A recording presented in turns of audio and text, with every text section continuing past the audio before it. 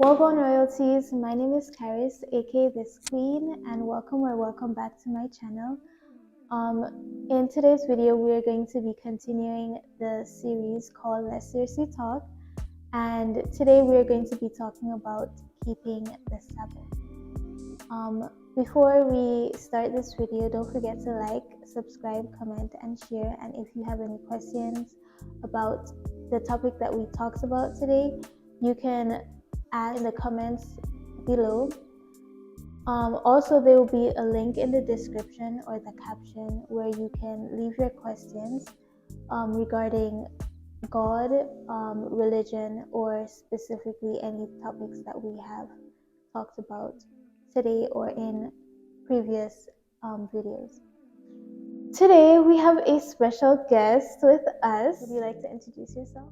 Yes, hi, my name is Rahel Wells, and I have the privilege of teaching Old Testament at Andrews University.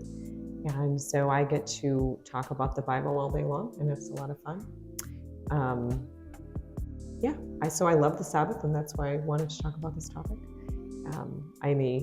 I've been keeping the Sabbath my entire life, so it's a blessing. But it's a great joy to talk about the Bible. Do you practice any religion? Are you a part of any denominations? Yeah, so I'm a Seventh-day Adventist. Actually, I've been a Seventh-day Adventist for my whole life, and I'm a fourth generation Seventh-day Adventist. That means on both sides of my family, 4 generations before me have been Seventh-day Adventists. So I think Seventh-day Adventists are a Protestant Christian denomination, and so that means we practice and keep and believe all of the kind of basic Christian beliefs. But one of the distinctive things is that we keep the seventh day as the Sabbath, Saturday as the Sabbath, rather than Sunday. So, so we have a lot in common actually with Jews, even though we are not Jews because we believe Jesus is the Messiah. But we value the law and the Old Testament, and so we also value the Sabbath. I am also a Seventh-day Adventist, and just to share one other thing that we do believe in is salvation by faith and acceptance, and rather than salvation by works. Mm-hmm. Okay, before we officially get into the questions, would you like to pray to start? Sure. Dear Lord, we thank you for the privilege we have of talking about you and about your Sabbath today, and just please be with us and help us to continue to dig deeper into understanding who you are and the blessings you've given to us. Thank you so much. Amen. Amen. So, what is the Sabbath? That is a good question because it's used in a lot of different ways in our world today. So people talk about it in kind of just a general term of taking a rest or a break from something that they're doing. Other times it's used kind of in a sabbatical sense. So if someone's taking a semester off from teaching to write a book, it's called a sabbatical, which comes from the word Sabbath. So and those are all related back to the Bible. So the biblical concept of Sabbath is when God rested initially from his work of creation. He created for 6 days, and then he rested on the 7th day. And that uses the word Sabbath for the first time. And so then in the 10 Commandments, the Sabbath is mentioned again as going back to creation. But it also comes to mean lots of other things in the Bible too. So it can mean not literal 7th day, but it's also it's used to refer to feast days, where they would also stop working their normal work and they would celebrate and be grateful for what God has done for them.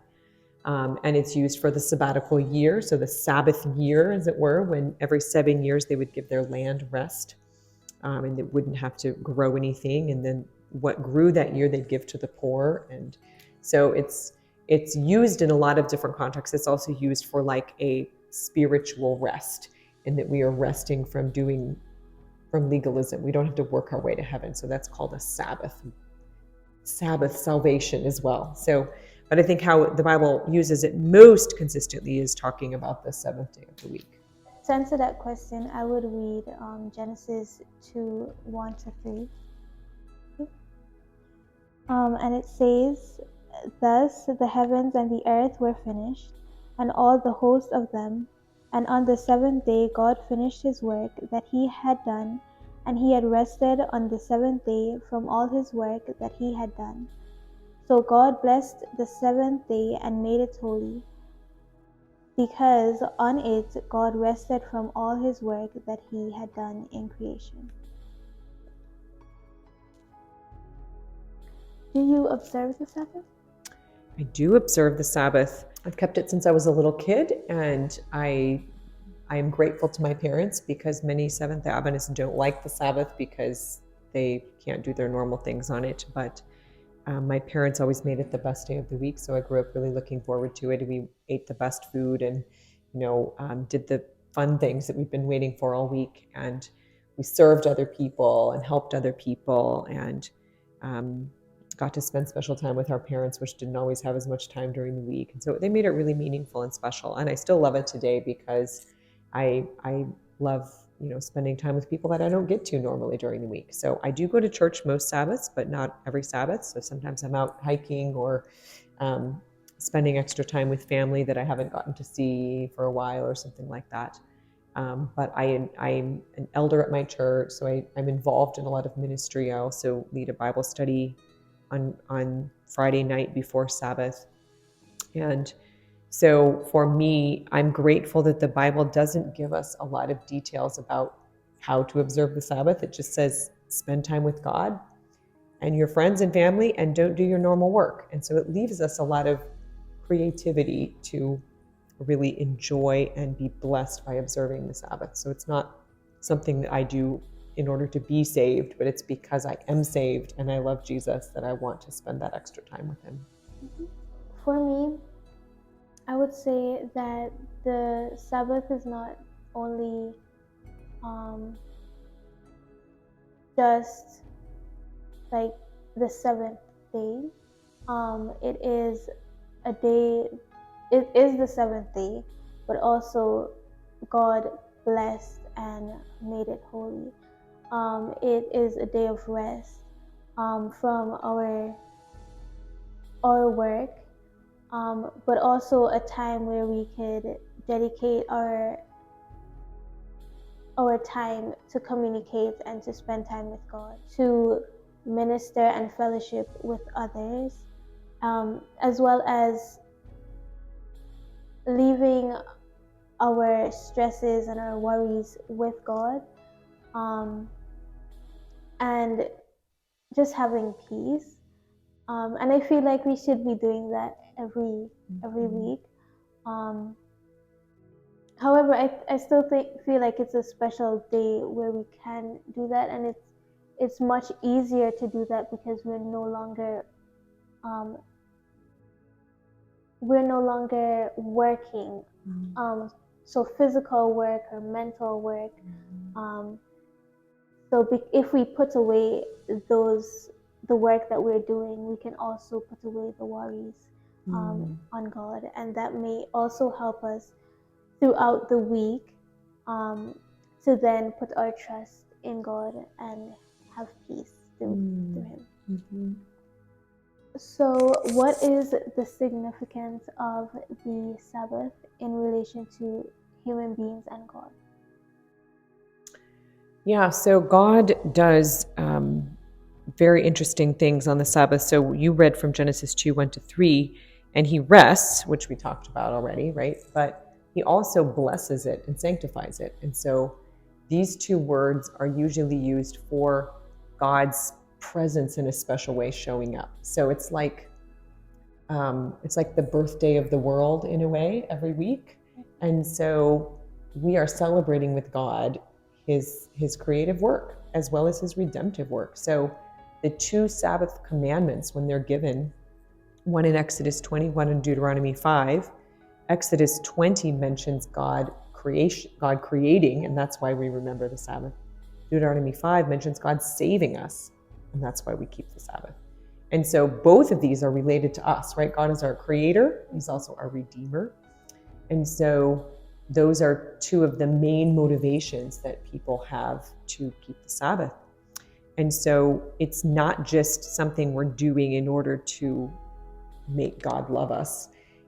We're joining with him in this time of celebration. My family always talked about it growing up as being like going on a date with God every week. So when you're preparing to go on a date with your significant other, you're excited, right? You're getting ready, you're looking forward to it, and it's like the best time. And this is the day with God every week that we can look forward to. And it's our special time of relationship with him that we're busy during the week, we're doing all these other things, but we can really just choose to spend that extra time with him on Sabbath. Mm-hmm. I would like to read Ezekiel 20:12-14.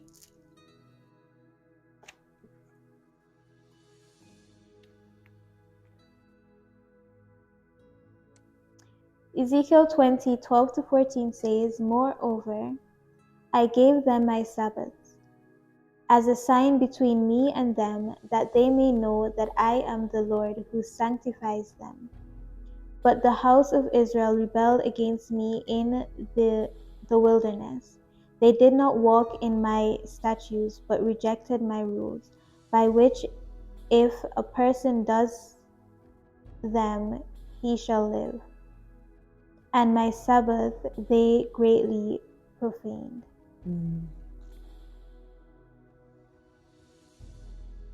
What does it mean to rest? So one of the fun things for me about learning Hebrew, which is the original language of the Old Testament, was to recognize that many of the times through the Bible where it talks about the Sabbath and talks about rest, it uses different words. So it says rest, but it's a different type of rest. So there's like 7 types of rest that are associated with Sabbath.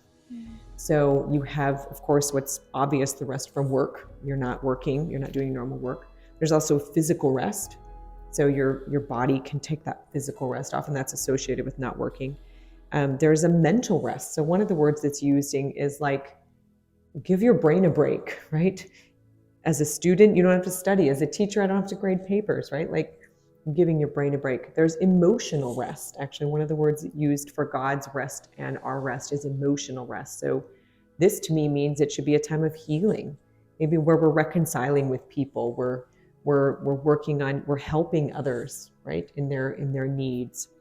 And then there's creative rest. So celebratory rest, where we're spending time just celebrating, having fun, and that can be a type of rest, right? We don't always celebrate. And then the rest used in the New Testament talks about the Sabbath as thinking about resting from working our way to heaven. It's this reminder that we believe in righteousness by faith, that our salvation doesn't come from what we do, but it comes from God's sacrifice for us. And so there's all sorts of ways of rest that we can participate in on Sabbath. And so it's not just one type. I think Seventh-day Adventists often think of it as Sabbath, okay, I'm going to go nap. And that's not wrong, but it's Sabbath rest in the Bible is so much broader and bigger, and it encompasses like everything that we are. Thank you. Mm-hmm. What does it mean to keep the Sabbath holy? That's a good question. And I think people have made lots of rules over the years. And you see this in the New Testament, where Jesus is often, told by the Pharisees that he's breaking the rules of the Sabbath, right? He's not keeping the Sabbath holy because he heals someone on the Sabbath, or because he tells someone to pick up their bed and walk, or something like that. So this shows us that, for a long time, people have been trying to figure out what that means. What does it mean to keep the Sabbath holy? And I think the Jews were well-meaning, right? They were trying to not work, and so they tried to define what that looked like. But God doesn't give us a list anywhere, right? The closest we get, I think, is in Isaiah 58, which I might read something from there because this is really meaningful to me, where he says, the whole chapter is about how people have tried to keep Sabbaths and keep the feasts by fasting, by, doing all these things to try to better themselves. And God says, that's not really what I want you to do.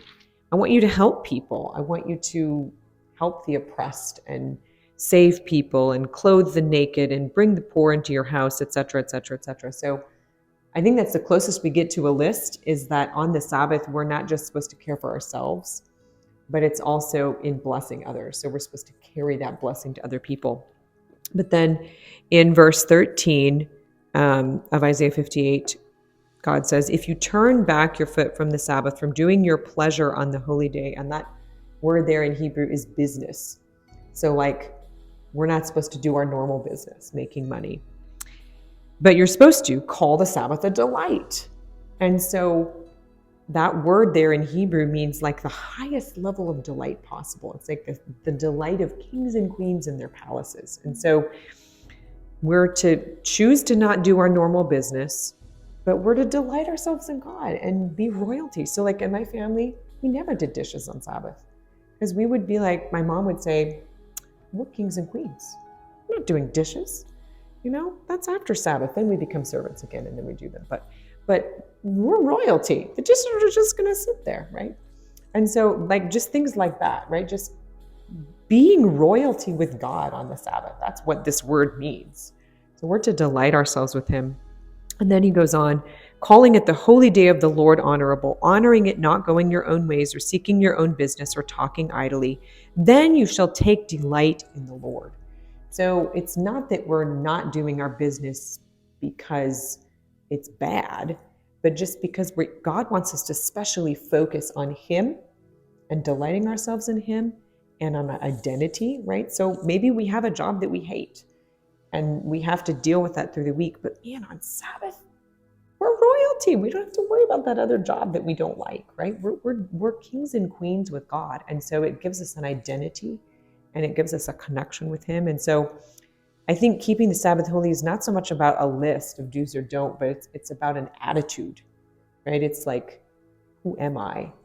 And how am I connecting myself with God and blessing other people? What is considered work on the Sabbath? So that the work that we should not be doing. I could say, I know that a lot of churches that I've been to, they say it's okay if doctors and firefighters and police officers and pastors, they do their work. Mm-hmm.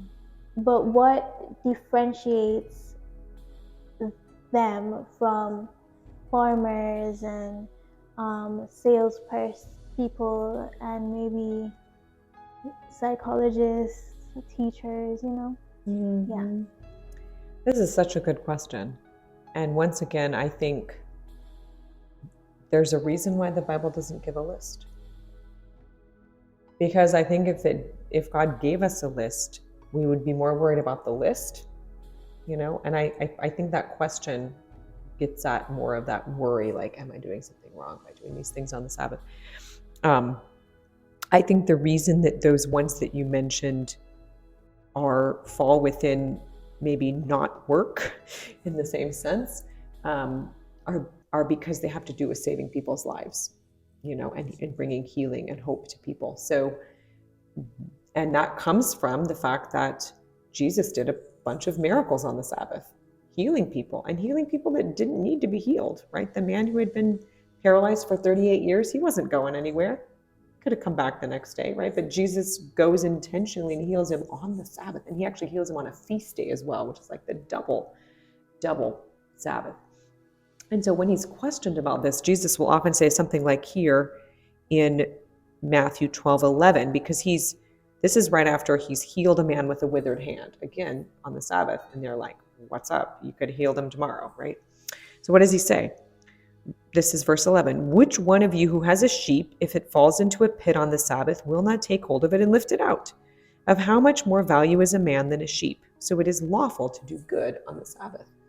And so what exactly does that look like? I think that's going to be different for each person and their own walk with God. So for instance, for me, there are certain things that take my mind away from God and they're difficult for me to do on the Sabbath. So, and because I teach Bible, it's difficult for me. So I have to get out of my mindset of like, I'm doing my research, I'm doing my work. So for me, I try to parse it out as like, if I'm doing something for a paper that I'm writing or researching on, I don't do that on Sabbath.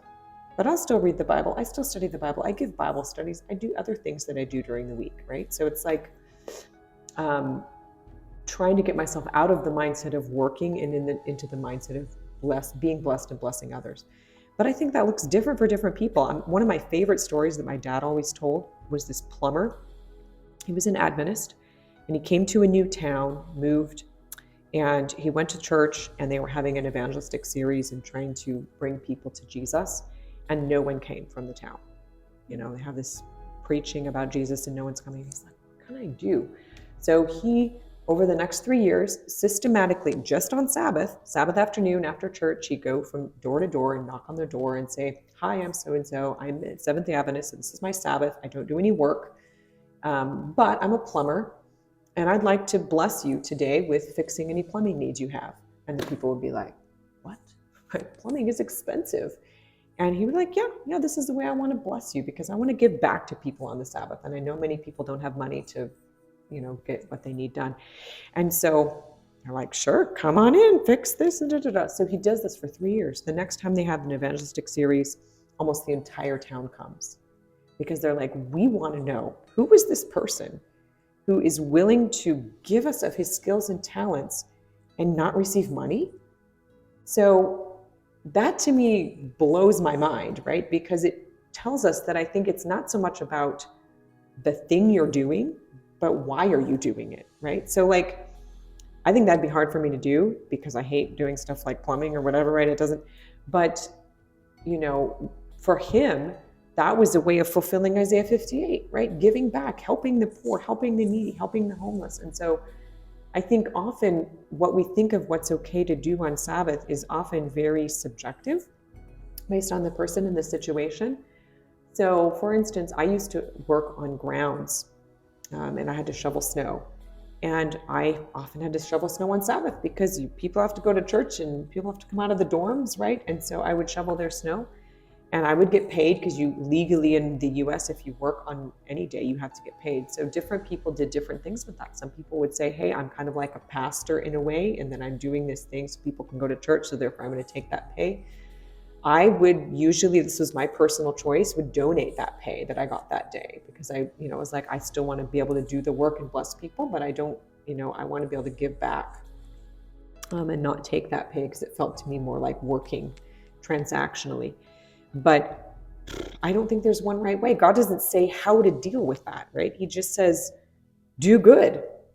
So sometimes that may mean in those cases that people are getting paid. And I think that's where each person has to kind of gauge for themselves, right? We have a cafeteria here. People work the cafeteria on Sabbath. Is that a life or death situation? No, but people need to eat, right? So like there's kind of these gray areas that is difficult, and some people may feel uncomfortable doing that thing. Others may feel like, no, this is me serving others and I'm willing to do that. So I'm grateful that the Bible gives us principles. It doesn't give us a list, and it leaves that opening for us. Mm-hmm. I would say that what differentiates is our mindset, why we're doing it, the purpose of it. Is it bringing glory to God? Is this thing bringing us closer to God or farther from God? Is the thing that we're doing helping others, ministering to others, or doing like the opposite? Or is it just making money? Yeah. Mm-hmm. But is there a way to work but still rest at the same time? To give like an example, so I was having a conversation with my mom, and I believe we were walking from church, and at that time we didn't have anything to eat. So we bought something to eat. And you know, like in the Bible, it's saying not to buy or sell. But also like an example where Jesus was picking grapes because they needed to eat. But then I thought about this question. There was a need for us to eat, and there wasn't like a grape tree that we can pick, but there was a store available that we can buy from. If that makes it okay for us to do that, what about the person selling? So, like, if there's a need where they need to sell, can they work and still rest at the same time? That's such a tricky question. And this is personally why I try to not buy things on Sabbath or go out to eat on Sabbath, simply because I'm making someone else work, right? But there's been emergencies in my life too where I've needed to.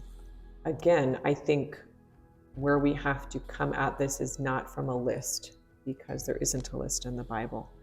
It's a principle. It's like if you have only one day a week with your beloved, are you going to spend that in making money, or are you going to spend that with them, right? Or are you going to spend that in doing things you could have done other times? And I think that to me is more of the principle, like, where is my heart at? So, you know, for instance, my husband and I also try to not travel on Sabbath. We try to not, you know, buy food on Sabbath. But I will often cook on Sabbath because I love cooking. And it's a time when I can pray and connect with God. And so I think there's different manifestations of that. But I do think the Bible is very clear. That's the one clear principle, is don't do your daily business for money, right? So if someone did feel a need to keep a store open, I would think it would need to be for those who are in need and to not make money on it that day, or whatever money you made, you would give away.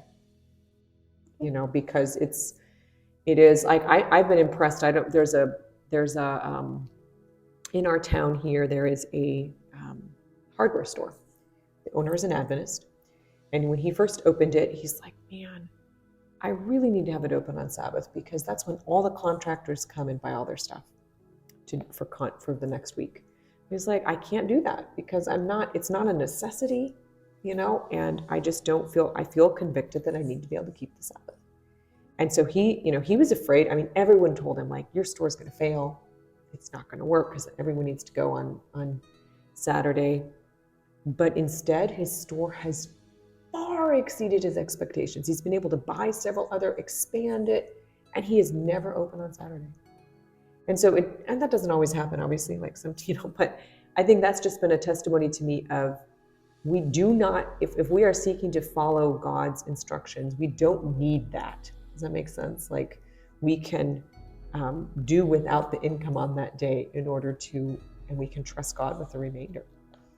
But I recognize that, and this is why I really try to not judge someone for their choices, because different people are in different places with God and they're on a journey with God. And I think if we make it about, you'd better do this or else, the Sabbath becomes a chore and an awful, right? Rather than, let's inspire people to, what are the beautiful, positive, amazing things about the Sabbath, so that they want to keep it. In fact, this has become a thing. If you followed in the news, more and more people around the world are keeping Sabbath, not because they're Jews or Adventists, but because they're keeping some day as a Sabbath because they recognize the value of it. They need to step away from materialism and needing money and buying and selling and all of these things. They need a break. They need time with family and friends. They turn off their phone, right? Just getting away from the hustle and bustle and craziness of life, and people are actually healthier. And so that to me is interesting, because we're usually so focused on, well, I need to be able to work to make it work. But studies and psychologists are actually finding it's the opposite, right? You actually need that day off to function well, whether you're a Christian or not. Did Jesus and the disciples keep the Sabbath? They did. In fact, in that passage that I read in Matthew 12, Jesus went from there and entered the synagogue. And in other places, it says this was the typical thing that he did every Sabbath, was he would go to church. He would go to the synagogue and he would listen to the word. And as you mentioned earlier, sometimes they would need to eat, and so they would grab some food as they were passing by some grain. But they regularly kept the Sabbath by going to church, spending time with family, friends. They would also go to the feasts, which were, another type of Sabbath then too. So yes, they did. Below, I can leave some scriptures that would include the answers to these questions, or things that we're mentioning right now. A few are in Luke 4:16. And he came to Nazareth, where he had been brought up, and as was his custom, he went to the synagogue on the Sabbath day, and he stood up. Currently, does God rest on the Sabbath? Why or why not? That's a really good question. I think God is similar to pastors, maybe, right? So rest for a pastor or a priest looks different than for other people. So in fact, it's often the busiest day of the week, right? Because they're ministering, they're serving to others. So it seems that God's rest on the Sabbath was one of stopping his creative work. But it doesn't mean that he continues to sustain us and bless us and help us and spend time with us and protect us all the time, right? That doesn't stop. So in that way, that's part of his work. But I think he does model for us, because he comes and he blesses and he sanctifies, which means he's spending extra close time with us on the Sabbath. So in that way, I think he models for us how we shouldn't just spend the day sleeping, right?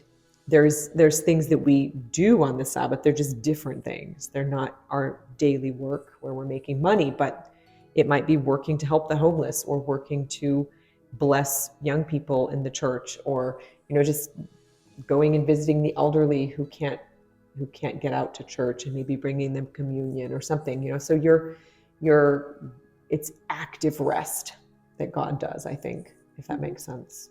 Yes. Could you read for us John 5:16, 17? John 5:16 and 17. And this was why the Jews were persecuting Jesus, because he was doing these things on the Sabbath. But Jesus answered them, my Father is working until now, and I am working. So yeah, it's this working of blessing, healing, helping. Yes. From my understanding of a few verses in the Bible that I've read,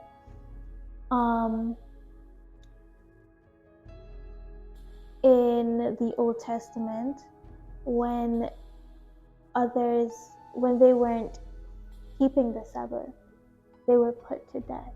Am I correct? In one case, yes. Okay. Is there currently a judgment or punishment given to those currently who aren't keeping the Sabbath? It's a very good question. So that goes back to, well, first of all, the Sabbath started before Israel, right? As we read in Genesis 2, it starts from the very beginning of humanity. So for a long time, there was no Israel. There was no, people were keeping Sabbath throughout that time, but it wasn't what we call a theocracy. So a theocracy is where theo means God, cracy, like democracy, is a rule. So God is the ruler. So when Israel becomes the covenant nation in Exodus 20, really, God establishes a theocracy where he says, I am the king. And so these are the laws under which you follow. So it changes things. So we're not under a theocracy anymore. So God is our spiritual king, right? But he doesn't have a literal nation on earth anymore where there are certain rules and consequences for things. So that's one point. So no, in brief. But I think there's another important aspect to realize, why did God make that? I actually think that a lot of the laws in the Old Testament in the theocracy had to do with the seriousness of things. They were hardly ever enacted. I mean, if you go through it in the Old Testament, you see that there's like hardly anyone that's keeping the Sabbath. I mean, they don't keep the Sabbath. In fact, that's one of the reasons that they go into exile. But God isn't just killing everyone, right? So the punishments show the seriousness of what happened, right? It's just like David rapes and murders. He doesn't get killed, right? He doesn't get the death penalty, even though those both got the death penalty in the Old Testament. And there's many other people that do that too. So, but the death penalty for rape and murder just show the seriousness of the offense. But if someone is repentant, that rarely happens. There are a couple of cases though where God himself gives judgment on someone. So when there's a man picking up sticks, I think it's Exodus 17, and he is killed on the Sabbath. He's killed by God himself. So why? I actually think that there's several times where God directly kills people in the Old Testament. It's very rare though, actually. And they're mostly at the beginning of certain time periods of Israel's history. So right at the beginning, they've just come out of slavery. They're there in the wilderness. They've just broken all the 10 commandments with the golden calf. I mean, they've just been terrible. They've abandoned God. They say, we don't want you. We don't care about you. And so as God is kind of establishing this covenant and he has to renew it again because they keep breaking it, he's like, hey, I want to show you that this is a really serious business. This isn't just like do whatever and it doesn't matter, right? So it's not just the Sabbath that happens with. But then after that, after the beginning of the establishment of the nation, he doesn't do that anymore. So I think we have to take those in that bigger context. First of all, it's a theocracy, so that's no longer true for us today. And then second of all, I mean, the same thing happens in the New Testament. If you remember the story of Ananias and Sapphira, they just lied about some money and God's like, zap, right? So that's, again, the establishment of the Christian church. God is saying, hey, this is serious business, but that doesn't happen now. I mean, people steal money all the time and God doesn't zap them, right? So these kinds of things happen at certain times in history where God is kind of establishing his people and he's wanting to say, this really matters to me. I want you to pay attention. And I think those are why those things happen. And fulfilling. The Bible indicates that it was from the very first time God even created people. So this was before they sinned. Right? Is it necessary to go to church on Sabbath? Should we only go to church on Sabbath?